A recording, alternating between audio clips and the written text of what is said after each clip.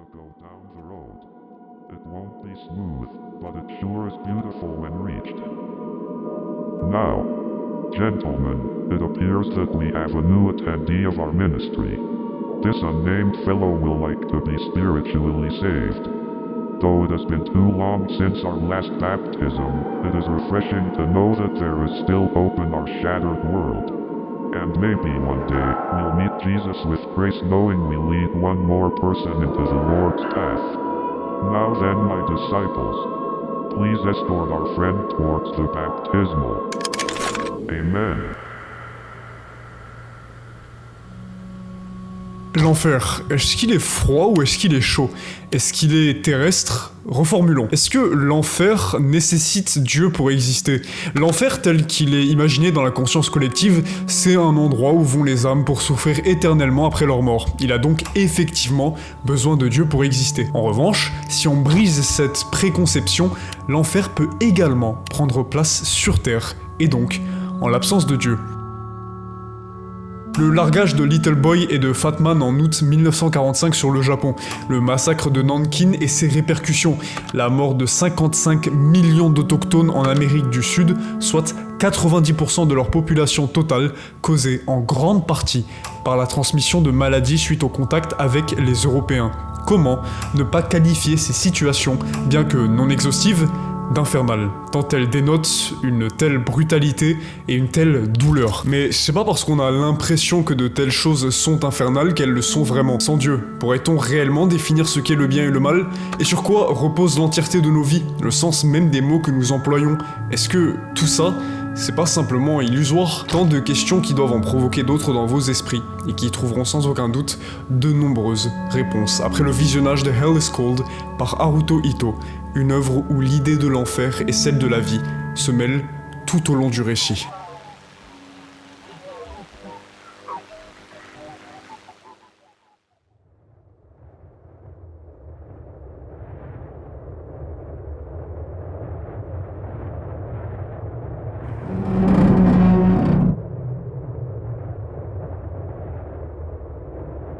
What is the reason for this visit? Un univers glacial, un ciel rougeâtre, un terrain couvert de neige, tout est désolé. La requête de nourriture du protagoniste qu'on va appeler le Sauveur semble être issue d'un dernier espoir. Il répond à la question qu'on lui pose avec une voix terne et un unique mot. Mais ce qu'il semble chercher avant tout, c'est bel et bien un abri. Les yeux qui le regardent lui demandent alors de fixer la lumière rouge, vérifiant potentiellement les siens pour inspecter son état de santé. On apprend très vite en effet, par l'intermédiaire de ce personnage non nommé, que l'air à l'extérieur de ces abris n'est pas assez pur pour survivre longtemps dehors, et il finit par lui poser cette question. Do they have beautiful ladies up outside? Is that true? Le Sauveur ne répond pas, il fixe le vide, parfaitement apathique. Mais à ce moment-là, le prêtre fait surface pour la première Is fois. that true? It is a dreadful thing to fall into the hands of the living God. Hebrews 10:31. Are you perhaps religious? You seem like an unsaved soul. Meet us at the sanctuary tonight. I'm sure my ministry will adore your presence. Aucune réponse de la part du Sauveur. Néanmoins, la question du prêtre est par nature assez curieuse. Pourquoi et comment oserait-il supposer que notre protagoniste n'est pas sauvé? Il vient littéralement de lui parler pour la première fois. De plus, sa question et son discours sont très présomptueux. Il se présente comme une autorité, semblant déterminer lui-même le statut des gens vis-à-vis de la grâce de Dieu, ce qui est condamné dans la grande majorité des branches et dénominations chrétiennes. Le Sauveur finit néanmoins par accepter l'invitation du prêtre. Ce soir, il participera au sermon.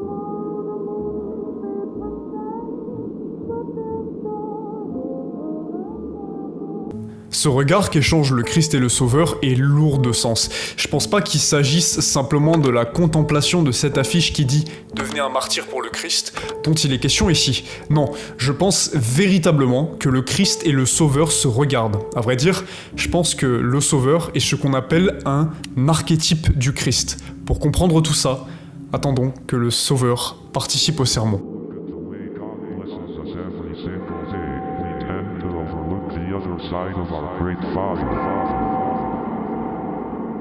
Il est assez facile de remarquer l'aspect boursouflé des visages. Ce serait dû aux effets de la radiation. En effet, suite aux 2 largages de bombes atomiques sur le Japon, beaucoup de survivants faisaient face à des problèmes similaires. Je vais éviter de vous montrer trop d'images parce que c'est particulièrement graphique. Le sermon, justement, traite de catastrophes, particulièrement celles infligées par Dieu pour punir l'humanité. Notons juste une chose, le prêtre a son pied posé sur un autre survivant et fume une cigarette pendant son sermon. C'est pour le moins assez étrange. We overlook his wrath towards those who deny or disobey him. In Genesis 6:2, it states that the sons of God saw the daughters of men that they were fair, and they took them wives of all which they chose. These actions of interbreeding between human and gods truly despair the Father in ways he felt only his wrath will be just. Arrêtons le sermon 2 secondes pour se pencher sur les plans qui nous sont montrés. La communauté possède un souterrain, on y voit plusieurs personnes, dont un enfant, et ce qui semble être davantage de dédale dans les sous-sols du complexe. L'Éternel se repentit d'avoir fait l'homme sur la terre, et il fut affligé en son cœur. C'est ce qui est dit tandis que les images citées précédemment nous sont montrées en fond, avant que le prêtre ne parle de leur situation catastrophique, vivant dans un monde détruit, et qui ne dise que c'est peut-être pour ça que les bombes ont été lâchées, que c'est peut-être pour ça que l'air est impur, et que la nourriture est avariée. It is because of God removing the unholy and impure, similar to what he did all those centuries ago. Ce que Dieu a fait vivre à l'humanité il y a des siècles de ça, et que le prêtre affirme qu'il fait revivre après Jean, c'est bel et bien le déluge, qui fut selon Dieu la seule issue par laquelle il pouvait purifier la terre. Son but étant initialement de mettre un terme à la race humaine, mais avant d'engloutir la terre, Dieu trouva un unique juste au sein d'une génération dépravée. Ce juste, c'était Noé. Dieu décida alors d'épargner l'humanité, et le prêtre dit ceci, en référence à cette histoire biblique. But gentlemen, do not worry nor be afraid of these hard times. As we are God's chosen children, we are the animals of the ark, and I am Noah. L'arche de Noé, selon l'histoire biblique, abritait Noé et sa famille, ainsi que 2 animaux de chaque espèce, un mâle et une femelle. Rappelons-nous que, dans ce cas, les habitants de la société ne sont que des mâles. Il n'y a absolument aucune femelle. De plus, la catégorisation d'animal, elle est déresponsabilisante. Les animaux dans l'histoire de Noé dépendent pleinement de lui pour être sauvés, tout comme les survivants du bunker dépendent pleinement du prêtre pour être sauvés. Il a clairement une influence immense, il se présente comme un guide, comme un prophète, mais en affirmant qui est sauvé et qui ne l'est pas, comme il a pu le faire avec le Sauveur, il se présente au final littéralement comme une figure divine. Vous avez là d'ailleurs un exemple de ce qu'est un archétype. Le prêtre se calque sur l'exemple ou le prototype qu'est Noé. Le prêtre guide ces hommes qui représentent les animaux que Noé guidait autrefois. On peut aller plus loin d'ailleurs dans l'archétype de Noé et du prêtre. Il avait une arche, Noé, qui a permis à sa famille et aux animaux de se sauver du déluge. Le prêtre, lui, il a un archétype d'arche. Il s'agit de son complexe, qui protège les siens aussi d'une catastrophe. En parlant d'ailleurs de ce concept d'archétype, le Sauveur en est un, et il est un archétype du Christ. Pieces down the mountain, it only requires to go down the road. It won't be smooth, but it sure is beautiful when reached. Now, gentlemen, it appears that we have a new attendee of our ministry.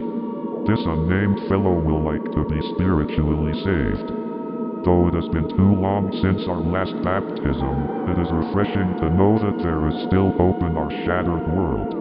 And maybe one day, we'll meet Jesus with grace knowing we lead one more person into the Lord's path. Now then, my disciples, please escort our friend towards the baptismal. Amen.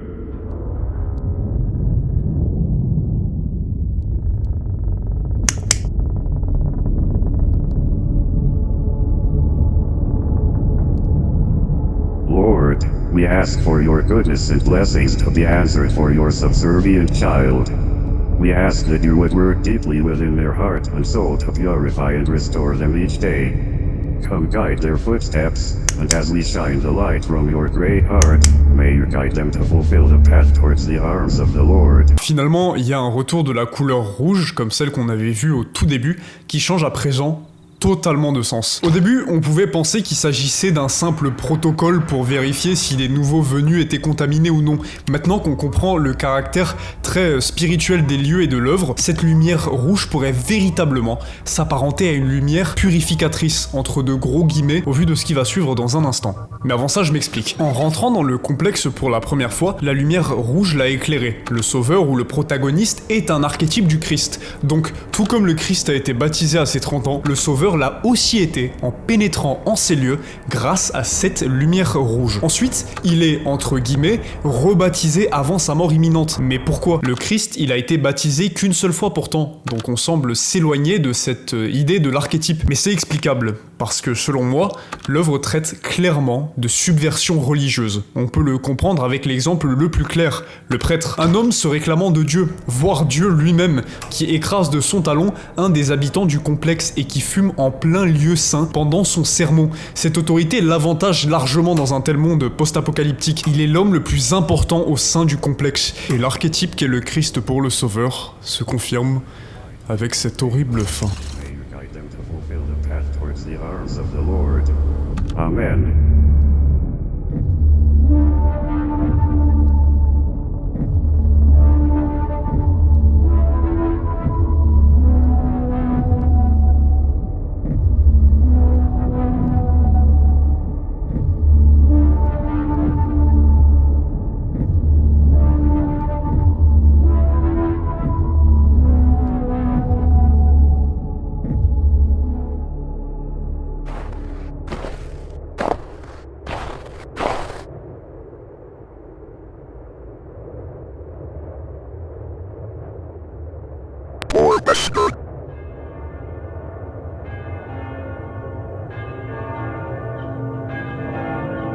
So much for purity.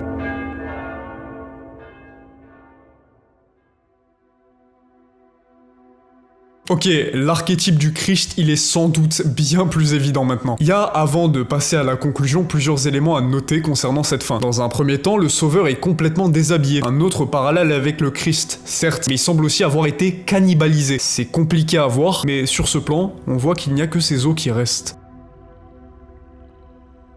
Le triskel, c'est un symbole présent dans pas mal de cultures. Les Celtes sont ceux, en revanche, qui l'ont le plus adopté et utilisé. Sa signification, elle est pas claire, mais elle peut être une référence aux 3 points du mouvement d'horizon du soleil, soit le lever, le zénith et le coucher, tout comme le triskel pourrait être une représentation des 3 castes principales dans certaines sociétés celtes. Les druides, les rois et les paysans ou les artisans. Si je parle du triskel, c'est parce que le personnage de fin, il le porte. Dans le contexte de l'œuvre, il peut être associé aux croyances païenne, ou il peut être associé à une utilisation du triskel que je vous ai caché, le nazisme, puisque la 27e division de la SS avait pour emblème un triskel. Si j'ai du mal à saisir l'importance et la raison de la présence du triskel dans le contexte de cette œuvre, je pense quand même avoir compris quelques trucs qu'essaye de nous raconter Hell is Cold. Je serais en tout cas très curieux d'entendre vos théories, donc n'hésitez pas à les partager.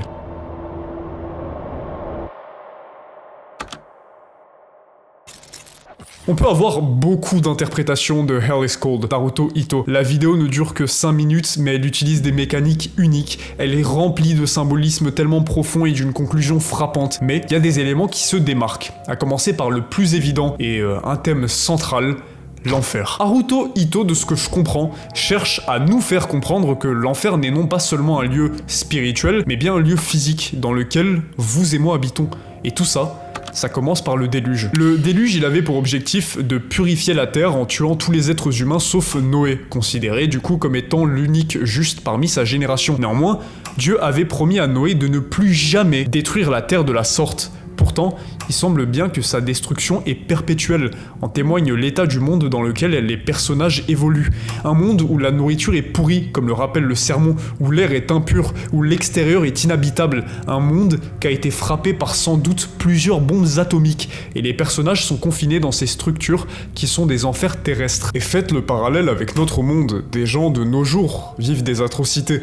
L'humanité a dû par le passé affronter des horreurs sans nom, et vous comme moi, combien de fois on a dû affronter des choses qui, certes, ne sont pas du tout du même niveau, mais qui ont été particulièrement difficiles à vivre et à affronter. Dieu est souvent identifié comme étant lumière, et donc chaleur.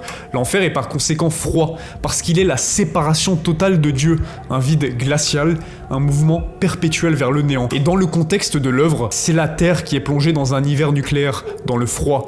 La Terre, du coup, selon l'œuvre, c'est l'enfer. Dieu semble l'avoir abandonné, ou Dieu semble ne jamais avoir existé. En témoigne son état, et en témoigne l'état des êtres qui la peuplent. Le 34e chant de la Divine Comédie de Dante raconte son arrivée aux côtés de Virgile dans le dernier étage de l'enfer qui est une immense plaine gelée avec en son centre Satan qui est piégé jusqu'à la taille dans un bloc de glace. Il a 3 visages qui pleurent respectivement du sang et des larmes et chacune de ces 3 bouches mastique les 3 plus grands traîtres de l'histoire selon Dante. Judas Iscariote, celui qui trahira le Christ, Brutus, impliqué dans l'assassinat de Jules César, Cassius, aussi impliqué dans l'assassinat de Jules César. Et ce passage de la Divine Comédie de Dante, il illustre l'immobilité et l'absence d'espoir, caractéristique de la conception de l'enfer qu'on vient tout juste de voir. Et on peut aussi comprendre le nom de la vidéo comme étant une référence à la Divine Comédie, ou comme étant un espèce de complément pour mieux comprendre l'œuvre. C'est d'ailleurs cette absence d'espoir qui mènera à la crucifixion du Sauveur, qui est un autre élément central. Mais là, je vais reparler d'archétype et donner une définition plus claire pour ceux qui n'auraient toujours pas compris. Un archétype, c'est défini comme étant un type primitif ou idéal, original, qui sert de modèle. Le Christ, dans ce cas, a été le type primitif, ou le modèle original du Sauveur, ayant été crucifié avant lui, et ce Sauveur se calque sur la crucifixion du Christ. Mais ça s'arrête pas là, le contexte est quasiment identique. Le Christ a été annoncé depuis la Genèse comme étant le futur sauveur de l'humanité, Dieu qui se fera chair, qui descendra sur terre et qui payera pour les péchés de l'humanité. Et il est arrivé en situation de désespoir, puisqu'avant la mort du Christ, dans la théologie chrétienne, les portes du paradis étaient fermées. Personne ne pouvait y accéder. Sa mort a donc ouvert les portes du paradis pour toute l'humanité qui était morte avant son arrivée et son incarnation. Dans Hell is Cold, le monde dans lequel évolue le Sauveur est un monde désolé, un monde qui a été, malgré la promesse de Dieu à Noé, détruit encore une fois. Later down in Genesis 6:6 it states, quote, "And the Lord was sorry that he had made man on the earth, and he was grieved in his heart." End quote. This grief led to God's flooding of the earth, with only man falling into good graces with God, being Noah. Perhaps the reason why the food is rotten, why the world is cold, why the air is tainted, why the bombs dropped. It is because of God removing the unholy and impure, similar to what he did all those centuries ago. Il faut à l'humanité un nouveau sauveur. Et ça, ce sera le protagoniste. Et tout comme le Christ annonça que pendant l'Eucharistie, soit pendant le pain et le vin, les adhérents de l'Église consomment sa chair et son sang pour avoir accès à la vie éternelle, la chair et le sang du protagoniste ont été consommés avant sa crucifixion. C'est bien pour ça qu'il n'a que des os, pour garantir aux personnes de la société la vie éternelle. Mais il y a un autre fond à cette histoire qui est complémentaire et qui traite de subversion. Pour comprendre ça, on va devoir ramener la lumière rouge et sa signification, soit qu'il s'agissait d'une sorte de baptême ou d'une sorte de purification. Dans la plupart des églises, peu importe la branche, un deuxième baptême c'est inutile, voire inacceptable. On remettrait en doute la promesse de Dieu quant à l'efficacité du premier baptême. La lumière rouge, en revanche, elle apparaît 2 fois, ce qui va du coup à l'encontre des dogmes de l'église, si on prend en compte la lumière rouge comme étant une sorte de baptême. Et surtout, il y a eu 2 crucifixions. Dans Hell is Cold, celle du Christ n'était pas assez. Le protagoniste a lui aussi dû être crucifié. Et là, on a 2 exemples de subversion. Une fois le double baptême, qui est condamné par l'église, et une fois la deuxième crucifixion, un blasphème complet. Et il n'y a pas que ça. Vous vous souvenez de cette remarque? Do they have beautiful ladies up outside? Sur l'Arche de Noé, il y avait 2 animaux de chaque espèce, un mâle et une femelle. Si on prend en compte que les habitants du complexe sont ici analogiquement les animaux, il n'y a que des hommes. Mais en quoi est-ce que ce serait lié à de la subversion, le fait qu'il n'y ait que des hommes dans ces complexes? Eh bien, simplement parce que c'est connu, mais dans le christianisme, les actes homosexuels sont prohibés. S'il y avait un mâle et une femelle sur l'Arche de Noé, c'était pour repeupler la Terre. Dans Hell is Cold, ça semble impossible, puisqu'il ne semble plus y avoir de femmes. Et donc, il pourrait y avoir des actes homosexuels dans ces complexes, soit une autre subversion du christianisme, puisque bibliquement, l'acte sexuel est à but reproductif et non récréatif. Sauf qu'il s'agit là d'une impossibilité biologique que de se reproduire entre hommes. L'acte sexuel dans le contexte de cette œuvre ne serait donc non plus à but reproductif, comme il le serait bibliquement, mais bel et bien à but récréatif. Et ces 3 éléments cités ont ultimement été commandités par un homme, le prêtre, qui est l'une des bases même de toute la subversion du christianisme dans cette société post-apocalyptique. En s'imposant comme étant le nouveau Noé et en affirmant que les autres ne sont que les animaux de son arche, il représente une sorte d'idole. En voici la définition. La représentation d'une divinité que l'on adore et qui est l'objet d'un culte au même titre que la divinité elle-même. Ce que je conclus de cette œuvre donc, c'est que littéralement notre monde est peuplé d'idoles, de personnes que l'on adore comme on adorerait Dieu, que si Dieu n'existe pas, comme nous le montre le contexte de l'œuvre, on n'a plus rien, on est vide de sens, et c'est ce que font les idoles. Elles sont ce pourquoi on finit par se battre. Ces personnes, ces choses qu'on idéalise sont les raisons pour lesquelles on se rattache au monde, et qu'on semble oublier que ce qui se rapproche le plus de l'enfer, s'il n'existe pas littéralement comme semble le sous-entendre Haruhito, c'est bel et bien notre monde. Et par idole, j'entends absolument tout. Notre famille, nos amis, une idéologie, peu importe. Et ces choses que je viens de citer, donc ce à quoi on est attaché dans cette vie, soit des personnes et des idées, c'est la seule chose qui nous détourne, qui nous fait oublier qu'au fond, on vit tous dans une profonde souffrance. Et la religion, dans le contexte de notre monde, elle serait simplement instrumentalisée ou utilisée par des idoles, comme le prêtre dans l'œuvre, qui profiterait de nos faiblesses et de notre peur vis-à-vis du vide existentiel qu'est la vie, pour se dresser au-dessus de nous et en tirer tous les bénéfices, comme on peut le voir avec l'impact psychologique colossal qu'a le prêtre sur ses adhérents. Pourtant, on semble omettre un détail, un élément essentiel qui vous est sûrement resté en tête depuis que vous l'avez vu et dont on n'a toujours pas parlé.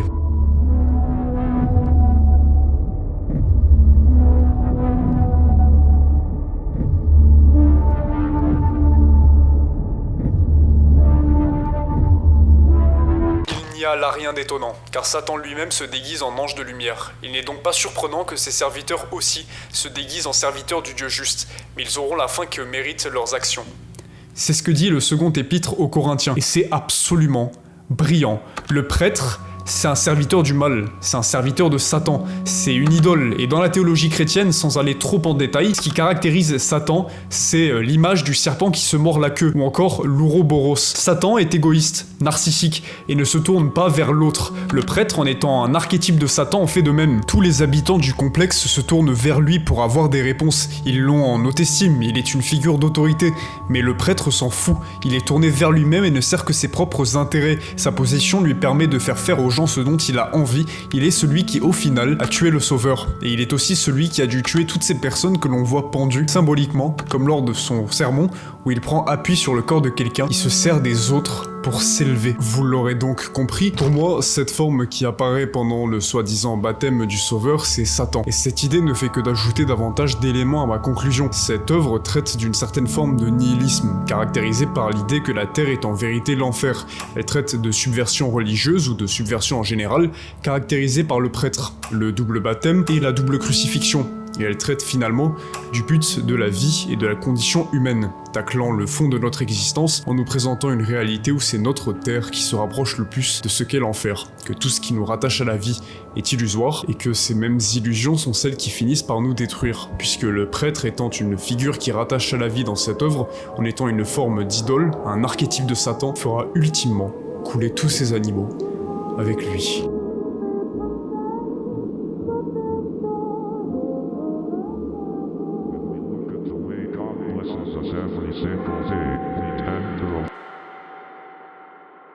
La vache, comment j'ai adoré la vidéo d'Haruto Ito. Je rigole même pas, mais ces 5 minutes de vidéo font partie de mes créations préférées sur internet. L'esthétique, elle est incroyable avec l'utilisation de ces statues, c'est hyper unique je trouve, pour représenter ces personnages, ce qui rajoute d'ailleurs tellement au message de l'œuvre. Ils sont très statiques, inexpressifs, et ça se rapproche vraiment de l'idée de l'enfer qu'on avait élaborée dans cette conclusion.